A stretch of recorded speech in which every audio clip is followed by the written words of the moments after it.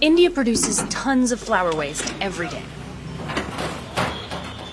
But now, one company is giving a second life to these sacred flowers, collecting more than 12 tons of them from temples and transforming them into handmade incense sticks.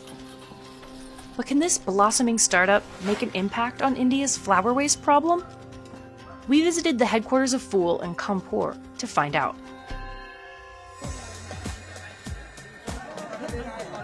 It all starts in bustling wholesale markets like the one in Shivalaya.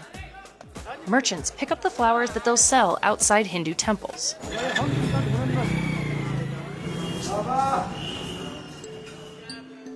Because these flowers are used in rituals, they're considered sacred and can't be thrown into the garbage.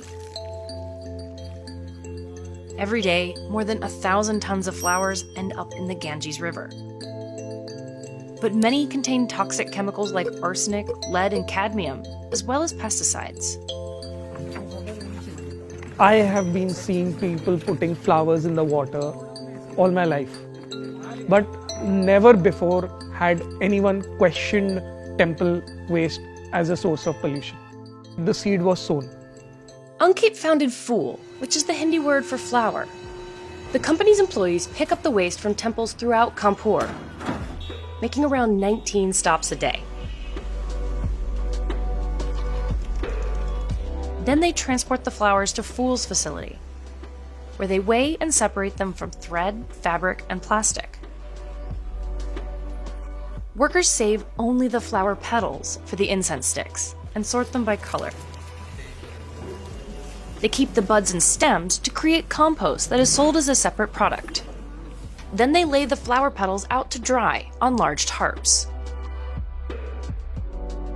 Once they're dry, they grind them into a powder that is mixed by hand with water and essential oils until it reaches a clay-like texture.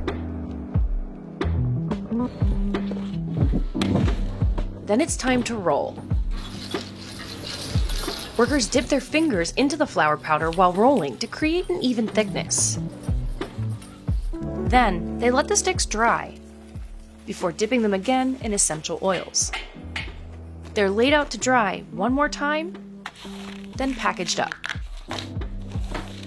Workers here can produce around 400 incense sticks every hour.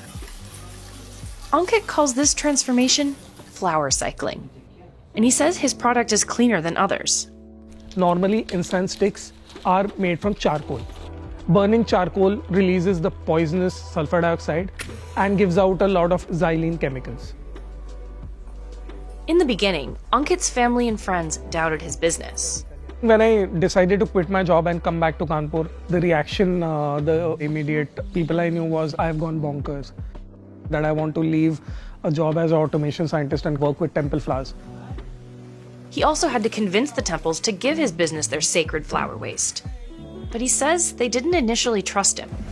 There's this line in the Hindu Aarti which says, Tera tujhko arpan, which basically means what belongs to the gods goes back to the gods. So this is how I used to convince them that these flowers don't belong to you or me, they belong to the gods. And we're using it for the purpose of making incense, which is again being used for worshipping the gods.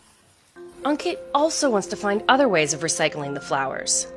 He started a research lab to develop new products. They're testing vegan leather and a biodegradable alternative to styrofoam, but those aren't ready for sale. Still, floral waste makes up only about 16% of pollution that runs into the Ganges. Harmful chemicals, open sewer drainage, and garbage run directly into the river. That's a growing danger for the more than 400 million people that rely on the river for drinking water. And despite best efforts to save the Ganges, it's a long way from being restored to anything like its headwaters in the icy Himalayas. Ankit knows his startup can't clean up the river on its own. But he thinks he can help create awareness about a problem he says has been ignored. And he's setting goals to grow his production and waste collection. Our target is to at least have 50 tons of flour across 5 locations in the country to be able to employ 1,000 women. For now, every stick sold is infused with the smell of success.